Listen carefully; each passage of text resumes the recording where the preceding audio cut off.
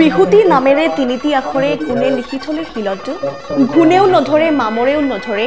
থাকি গ'ল অসমীয়াৰ মনত এইবেলি বালিপতা অনুপ সংঘৰ ঋতিকত আৰু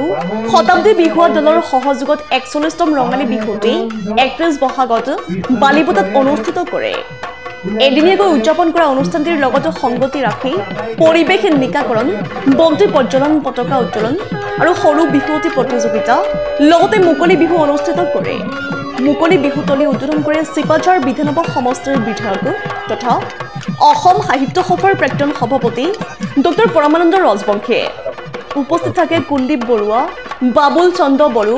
তৰুণ চহৰীয়া বিশ্বজিৎ বৰুৱা কুলেন ডেকা দুষ্মন্ত নাথকে ধৰি বহু কেইজন জ্যেষ্ঠ ব্যক্তি উক্ত বিহুতলীত প্ৰায় ১২টি বিহু দলে অংশগ্ৰহণ কৰে বালিপতাৰ পৰা ধৰ্মকান্ত নাথৰ ৰিপৰ্ট ইছা 24x7 আয়োজন কৰিছে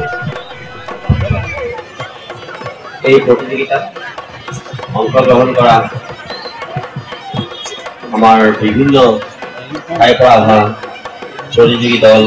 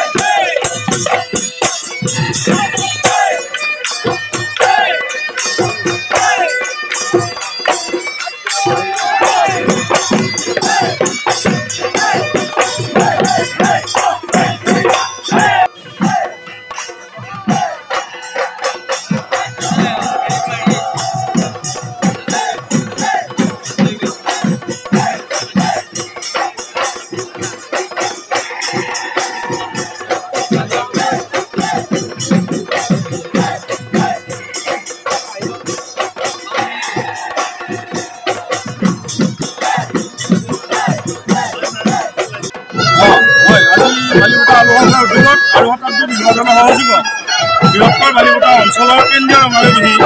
আমি বিৰাট আশাৰে ৰাইজৰ লগত বিহু এপাক নাচিম বুলি আমি আজি অনুষ্ঠিত কৰিছোঁ। সেয়ে আজি আমাক প্ৰাকৃতিকভাৱে বতৰেও আমাক ধুনীয়া এটা